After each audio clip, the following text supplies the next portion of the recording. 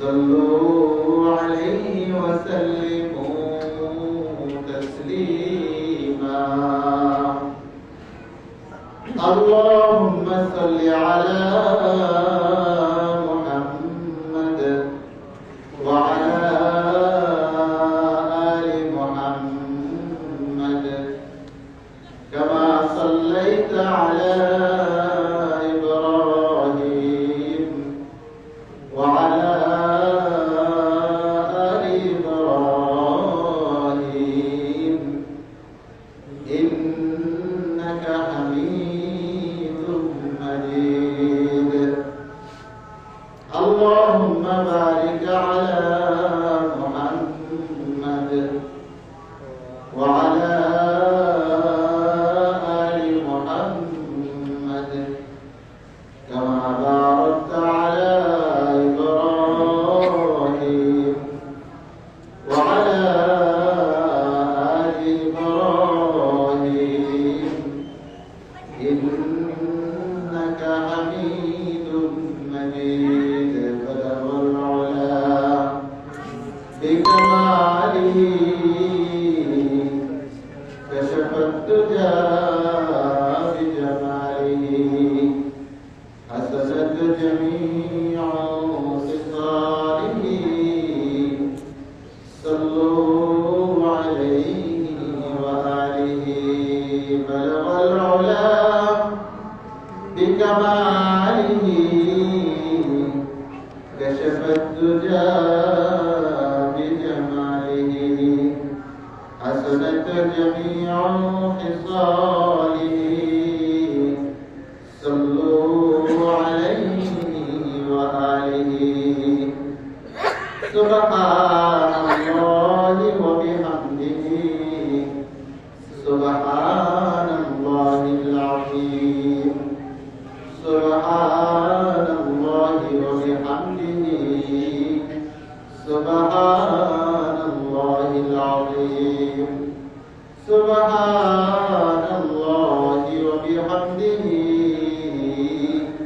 سبحان الله العظيم كلمة طيبة لا إله إلا الله لا إله إلا الله لا إله إلا الله لا إله إلا الله لا إله إلا الله لا إله إلا الله محمد رسول الله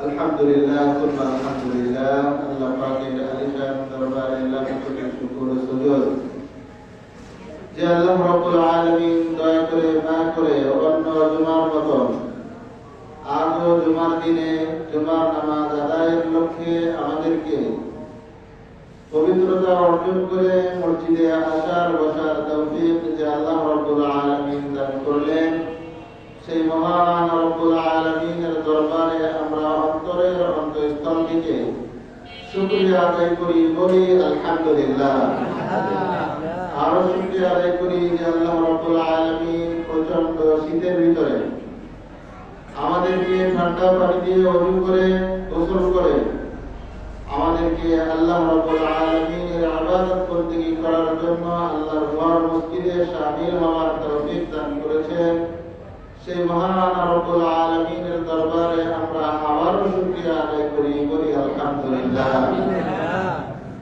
আল্লাহ রাব্বুল আলামিন আমাদেরকে মসজিদে আসার তৌফিক দিয়েছেন বিধায় আমরা মসজিদে আসতে পেরেছি আল্লাহ রাব্বুল আলামিন যদি দয়া না করতেন মায়া না করতেন হয়তোবা আমরা মসজিদে আসতে পারতাম না আল্লাহ রাব্বুল আলামিনের রহম আল্লাহ রাব্বুল আলামিনের করম আল্লাহ রাব্বুল আলামিনের দয়ার কারণে আমরা আজকে মসজিদে আসতে পেরেছি এজন্য আমরা আবারও শুকরিয়া আদায় করি বলি আলহামদুলিল্লাহ আমিন দরুদ সালাম নবী জনাব মুহাম্মদ রাসূলুল্লাহ সাল্লাল্লাহু আলাইহি ওয়াসাল্লামের উপর যে নবী জনাব মুহাম্মদ রাসূলুল্লাহ সাল্লাল্লাহু সাল্লাল্লাহু আলাইহি ওয়াসাল্লাম প্রত্যেকটা সময় উম্মতের জন্য ফিকির করতেন, উম্মতের জন্য চিন্তা করতেন। উম্মতের কি হবে, উম্মত কিভাবে জান্নাত পাবে, উম্মত কিভাবে আল্লাহ তাআলার সান্নিধ্য লাভ করতে পারবে, সেই লক্ষ্যে মুহাম্মদুর রাসূলুল্লাহ সাল্লাল্লাহু আলাইহি ওয়াসাল্লাম সর্ব অবস্থায় ফিকির করতেন, সর্ব অবস্থায় চিন্তা করতেন। আমরা সেই নবীর উম্মত হতে পেরেছি। আল্লাহ রাব্বুল আলামিন আমাদেরকে উম্মত করেছেন, এজন্য আমরা শুকরিয়া আদায় করি আলহামদুলিল্লাহ। আলহামদুলিল্লাহ। সর্ব অবস্থায় নবী করিম সাল্লাল্লাহু আলাইহি ওয়াসাল্লামের তরিকা মোতাবেক আমাদের জীবনকে পরিচালনা করতে হবে। নবী করিম সাল্লাল্লাহু আলাইহি ওয়াসাল্লাম তার জীবনকে যেভাবে পরিচালনা করেছেন, সাহাবায়ে কেরাম রিদওয়ানুল্লাহি তাআলা আলাইহিম আজমাইনদেরকে বলেছেন, বলে গেছেন, সাহাবায়ে কেরাম করেছেন এবং সাহাবায়ে কেরাম সমগ্র উম্মতের জন্য রোল মডেল। এজন্য আমরা সেই সাহাবায়ে কেরামদের প্রতি আমরা দোয়া করি, আল্লাহ রাব্বুল আলামিন তাদেরকে উত্তম জাযায়ে খায়ের দান করেন। আমরা বলি আল্লাহুম্মা আমিন।